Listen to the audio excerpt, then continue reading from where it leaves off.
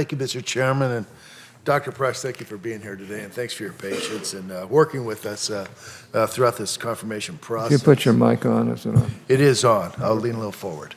Mr. Chairman, as you can imagine, I committed to ensuring that all Nevadans have access to high-quality and affordable health insurance. I have a letter here that came to my attention January 10th from the Nevada legislature. The letter comes directly from our majority leader of the state Senate and our Speaker of the Assembly. And they're good questions, 5 questions. Obviously, they want to get the same answers that all of us want here. We have in Nevada 88,000 Nevadans who have health insurance through the health exchange, 77,000 Nevadans who are eligible for federal tax credits, 217,000 Nevadans that receive health care coverage under Medicaid expansion. Basic questions. Mr. Chairman, if I may, can I submit these questions to the record? On the record, and also, if I may, ask Dr. Price if he would respond to this particular letter, to these legislators. Again, I think they're very good questions. Well, without objection. Sure. Also, if I may add, if you could CC the governor also. I think the governor also would like answers to these questions, and I think you're in a great position to answer these particular questions. Thank you, sir. Thank you. If I may, can I get your opinion on the Cadillac tax? I think the Cadillac tax is one that has made it such that individuals who are gaining their coverage through their employer, there may be a better way to make it so that individuals gaining their coverage through their employer are able to gain access to the kind of coverage that they desire.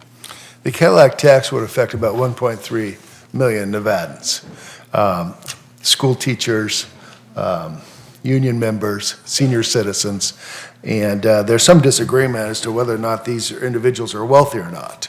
There's some on this committee that believe that the $1.1 trillion tax increase in Obamacare does not affect the middle class. Do you agree with that? I think it does affect the middle class. I do too.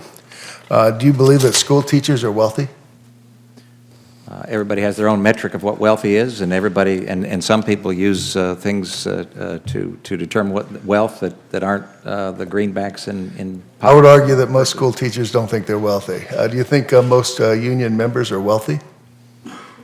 I doubt that they think they're wealthy. Yeah, I would agree with that. You think most senior citizens are wealthy? Most senior citizens are on a fixed income. They would argue that they're not wealthy. And that's my argument on this particular tax. And in fact, Obamacare as a whole is that it's just another middle-class tax increase of $1.1 trillion.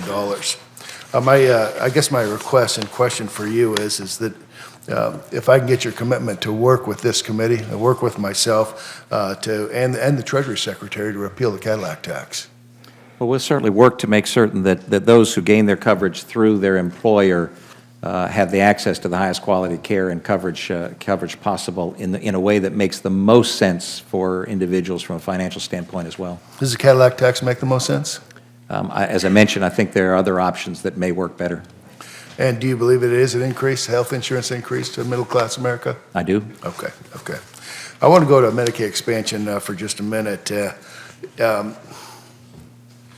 Nevada was one of the 36 states that chose to expand eligibility for Medicaid.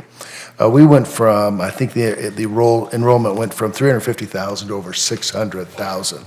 And I guess the concern, and I think it's part of the letter that I gave to the chairman, is whether or not that will have an impact, and what we're going to do to see that those individuals aren't impacted. Probably the biggest question that we have here for you today is what are we going to do about those that are part of the Medicaid expansion and how that's going to impact them?